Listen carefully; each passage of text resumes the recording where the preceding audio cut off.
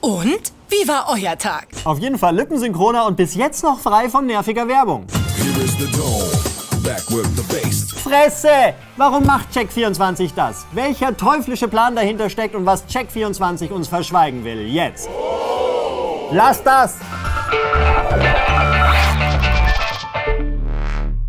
Es ist der nervigste Werbeinselnaufkäufer der Welt, Check24. Seit einiger Zeit beglücken sie uns auch noch mit Sit-Commercials. Schatz, wir haben gerade über 500 € bei der Stromrechnung mit dem Check24 Stromvergleich gespart. Billig steht ihr.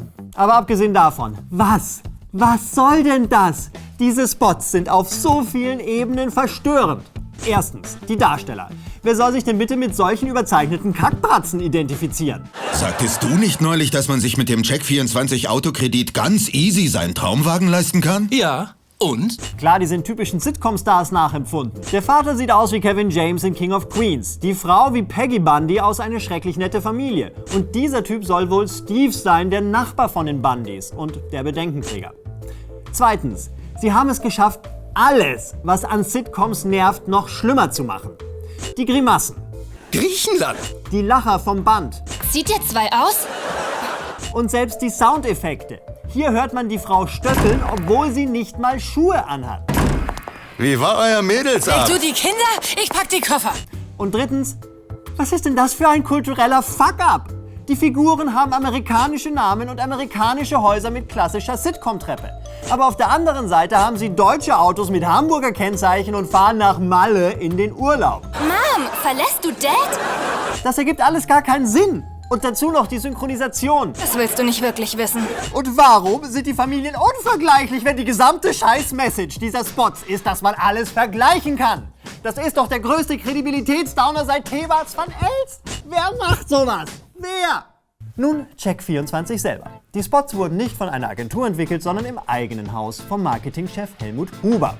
Da können wir jetzt ein kleines Spiel spielen. Ihr habt die Spots gesehen und jetzt hört ihr zum ersten Mal den Namen Helmut Huber. Wie sieht wohl so jemand aus? Also ich hatte sofort dieses Bild vor Augen. Das ist für mich Helmut Huber.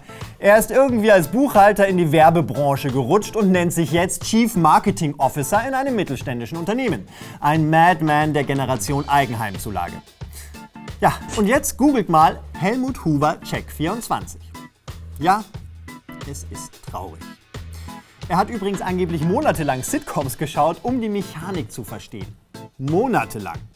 Also entweder ist er nicht ganz schnell im Kopf oder er hat die geilste Ausrede ever gefunden, um in die Arbeit zu kommen und zu sagen: Ja, nee, sorry, muss Sitcoms schauen, ist für die neue Kampagne. Denn das muss man ihm lassen, er betreibt einen riesen Aufwand. In einer Fabrikhalle wurde das komplette Set aufgebaut. Die Schauspieler wurden sogar im Heimatland der Sitcoms, den USA, gecastet.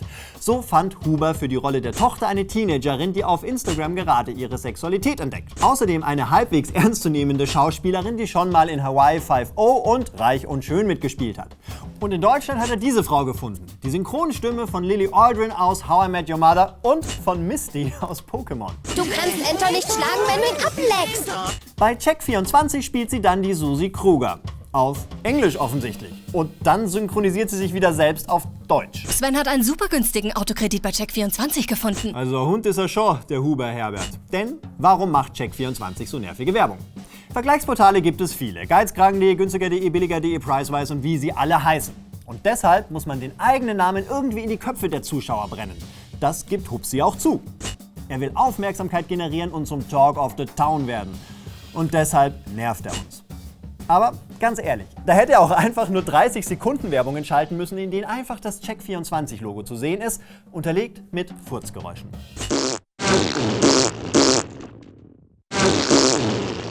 Das sorgt auch für Aufmerksamkeit.